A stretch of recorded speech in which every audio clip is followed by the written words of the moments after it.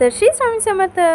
आज ना आम्ही गेलो होतो, म्हणजे अक्का आम्हाला घ्यायला आली होती का, चला म्हणे मळ्यात, तुम्ही आले काही मळ्यात आले नाही. म्हणलं मग चल, मग आम्ही बी येतो. पुरे रस्त्याने नाही, ह्या दोघी जणी इतक्या गप्पा मारीत आल्या का विचारू नका लगे. मग काही असं सुंदर असतं त्याच्यामुळे काही वाटलं नाही. मागले चिखल होते नाही दाखल तुम्हाला. मग मळ्यात गेलो सगळ्यात आधी आम्ही चढलो पेरू झाड, कारण झाडले इतके पेरू लागेल ना काही विचारतच होय नाही. काही कच्चे पण आम्ही मस्त पिकेल तोडले. त्याच्यानंतर ही माय काकाची पोरगी बरं का, मग काय लगे असं मस्त आपल्याला बी पॉपटॉर्न खायला का चिमणी खायला कोणतरी खायला सापडला, मग आम्ही खाल्लं. त्याच्यानंतर आळू ना असं सगळ्याला दाखवून खातो ती आम्ही मस्त ना जाम खाऊ राहिली. आमच्याकडे जाम म्हणते बरं का, तुमच्याकडे म्हणते कमेंट बॉक्समध्ये सांगा. नंतर ही ना तिथल्या मालाच्या याच्यावर अशी मस्त घसरून करून खेळत. पण बाबा खवळली लगेच पळून गेली बरं का. तिकडे ना माझ्या आजीने अशी मस्त झाड लावली.